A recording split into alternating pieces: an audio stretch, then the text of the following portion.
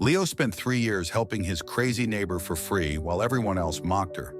He thought he was just being nice. He didn't realize he was actually passing a 3-year job interview. Leo was a struggling college graduate. He worked 2 jobs, drove a beat-up car, and was constantly stressed about his future. But every evening, no matter how tired he was, he stopped by Mrs. Gable's house. Mrs. Gable was known as the neighborhood grouch. She was 80, lived in a decaying house, and yelled at kids to get off her lawn. Leo's friends laughed at him. "Why do you waste your time, man?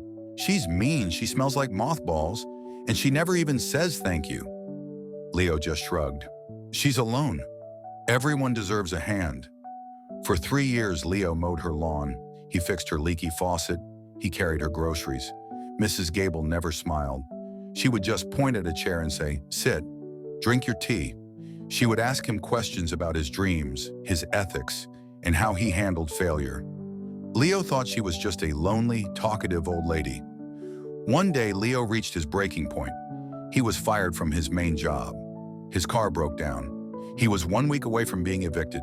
He went to Mrs. Gable's house one last time to say goodbye.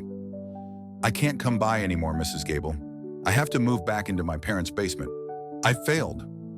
Mrs. Gable didn't look sad. She handed him a plain white envelope. "Go to this address tomorrow at 9 a.m. Tell them you're there for the executive position." Leo thought she was losing her mind, but he went anyway.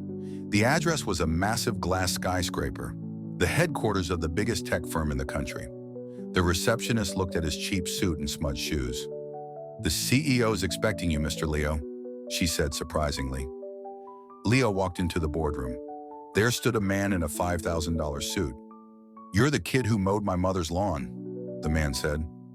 Leo was stunned. "Mrs. Gable is your mother?" "My mother owns this company, Leo, but she doesn't hire people based on resumes. She hires based on character.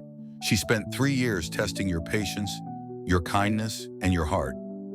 The man handed Leo a contract. "You see, most people only show kindness when they think they'll get something in return. But you showed kindness when you thought you'd get nothing at all." Leo looked at the starting salary. It was more money than he'd ever seen. He realized Mrs. Gable wasn't a grouch. She was a mentor in disguise. Leo didn't move back into his parents' basement. He moved into a new office. And every evening, he still stopped by Mrs. Gable's house. Only now he brought her the finest tea money could buy. So you see, kindness isn't an expense, it's an investment. The world might not be watching, but the right people always are. Be kind.